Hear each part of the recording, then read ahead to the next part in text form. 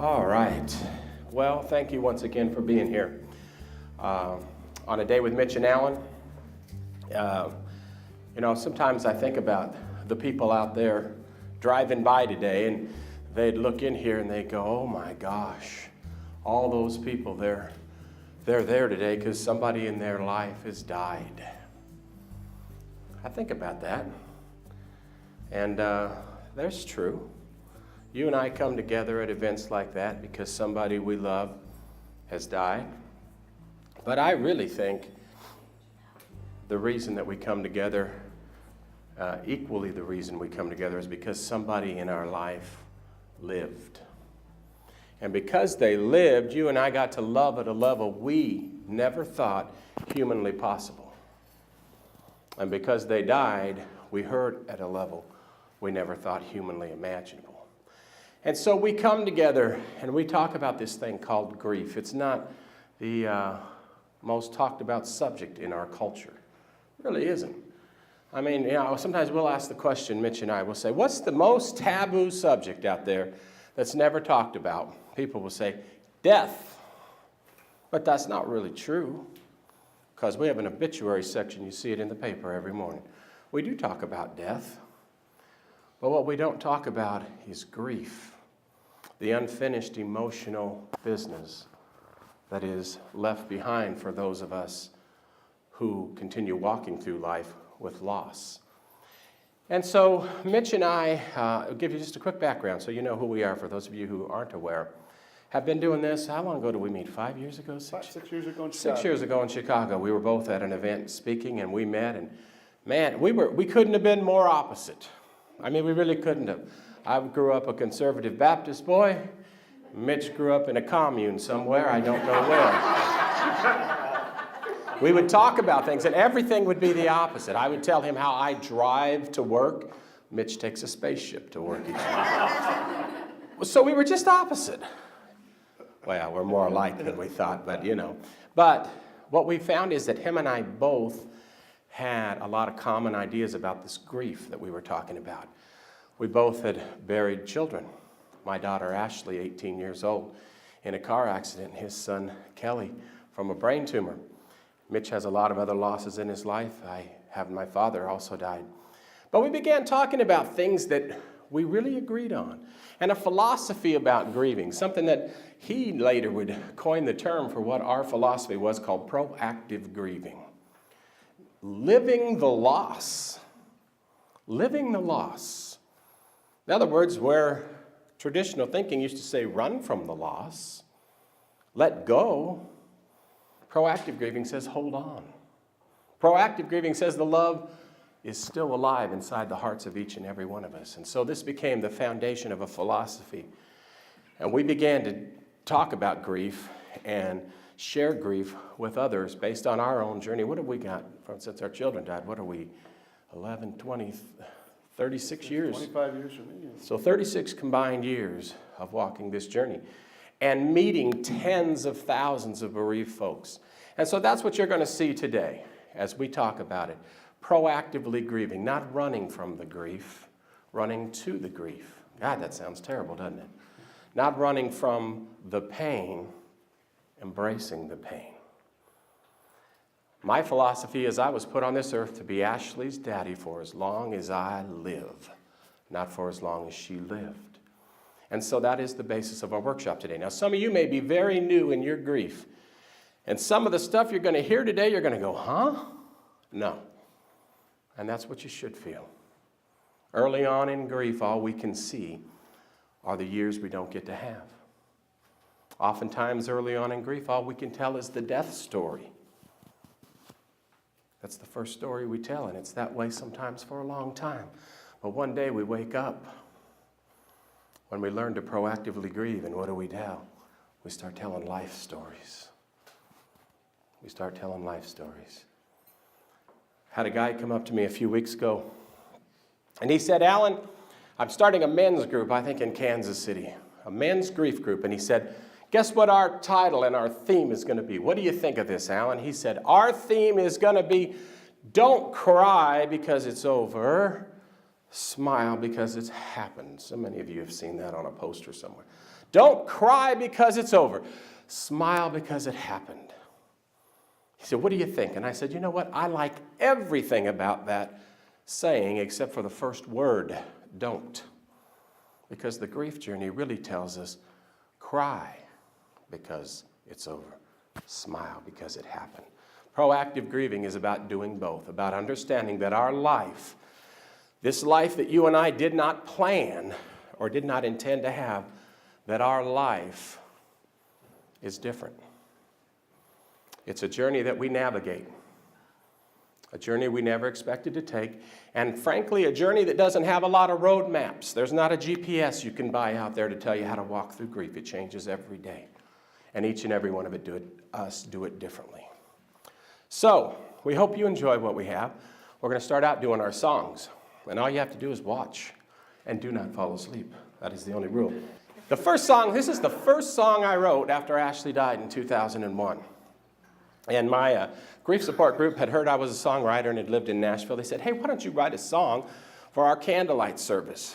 And I thought, huh? Oh, man, what a tough chore. But I wrote this song, and I think the reason it's still special to me today is because it's the first time in my grief journey where I said, you know, if I'm going to write a song and play it at a candlelighting, and there's going to be 400 people there, I'm going to write a song for all of our loss, not just for my loss. And it took my attention where I just was focused on my loss, and I started thinking about your loss and the people you love. And I thought, well, what would I write a song about at a candlelighting service? And I thought, you know what? There's one thing that cannot be taken away from us as long as we are of sound mind, and that is our ability to remember. And so that's what this song is called, and it is called I Remember You. And Mitch is going to do his beautiful artistic interpretive sign language. And this is what we do, boy. We've been doing this for 6 years, haven't we? So we hope you are touched by this song. It's called I Remember You.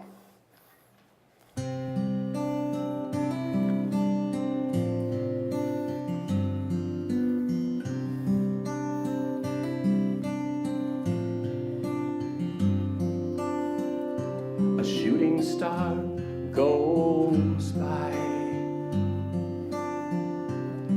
A soft rain might fall. A child at play. A baby's cry. Sometimes it don't take much at all. And I remember you.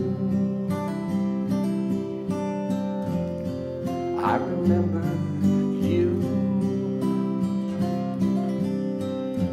your smile,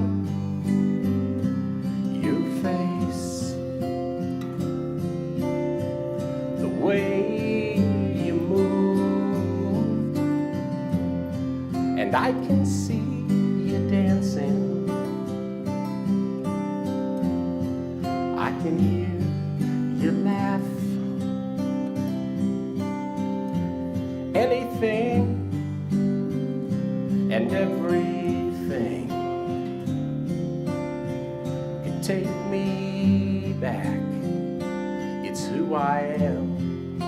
It's what I love to do. I remember you.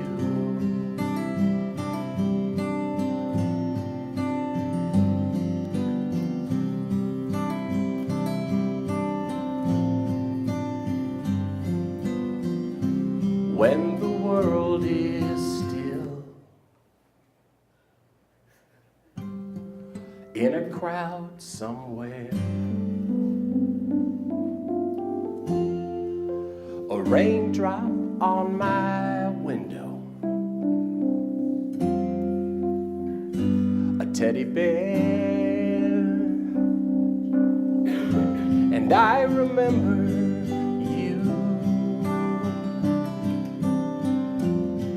I remember you, your smile, your face, the way you moved, and I can see you dancing,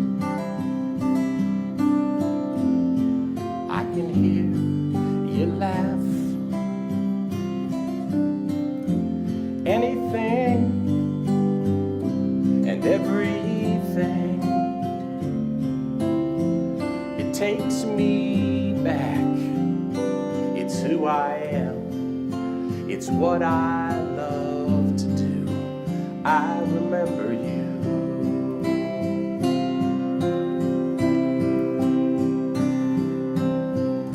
Well, I've got pictures and videos, and I see them all the time. But my favorite memories, well, they're right here in my mind. 'Cause I can see you dancing, I can hear you laugh. Anything and everything, it takes me back. It's who I am. It's what I love to do. I remember you. Baby, I remember you.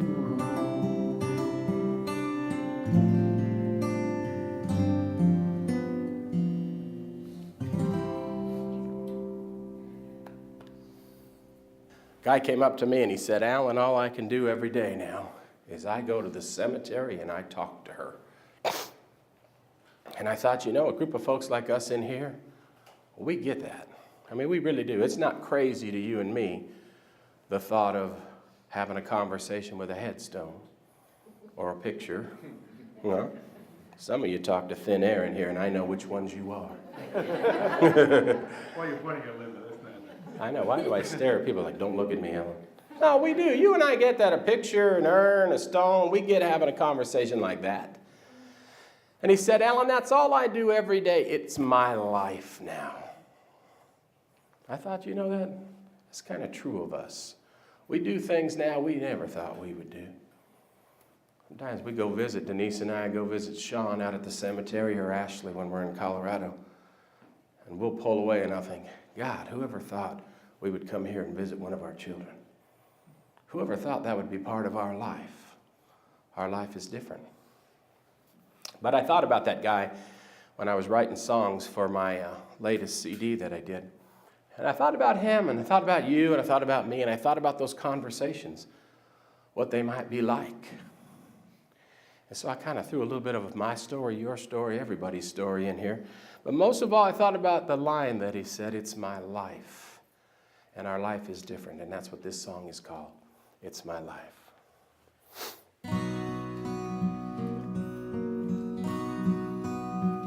It's good to see the sun break through the clouds today.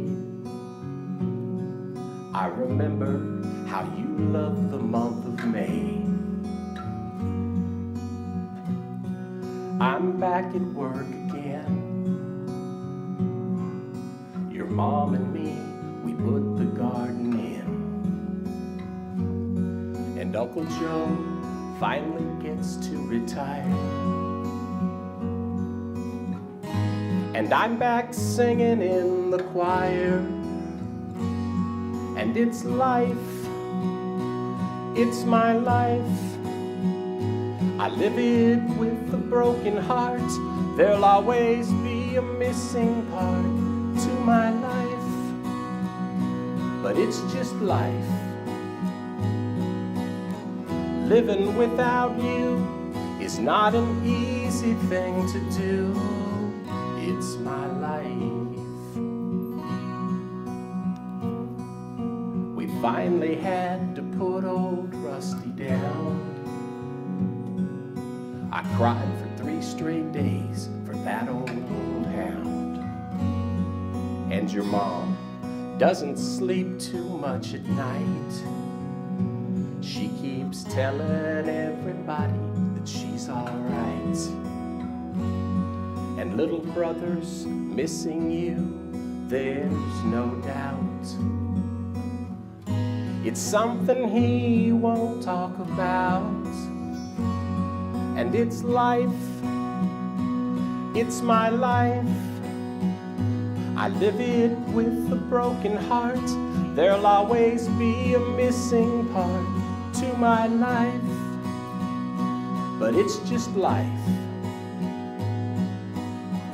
Living without you is not an easy thing to do. It's my life. Well, I try holding it all together, but sometimes it comes undone. I look in the mirror, I don't recognize this life that I live or the man I've become. But when I talk to you like this, I don't feel so alone. That really is a pretty stone. So I do the best I can.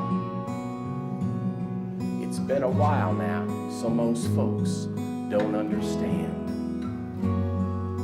And yes, I've kept my faith, but it still hurts. I guess I better get on back to work. And life, it's my life. I live it with a broken heart.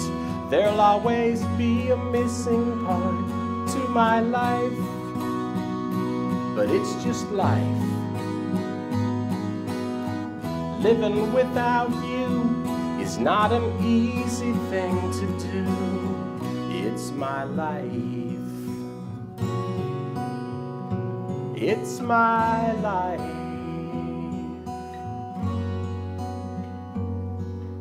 And I miss you.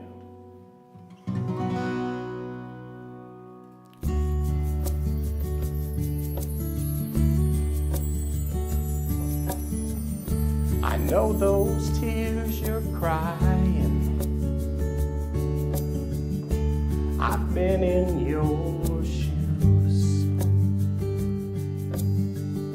You feel like there's no use in trying, like there's nothing left to lose. You take one step forward, you move 2 steps back. You may not see it now, but it won't always be like that. A little farther down the road, you'll see the sun again. A little farther down the road, you look back at where you've been, and you'll see how far you've come, and you'll find the strength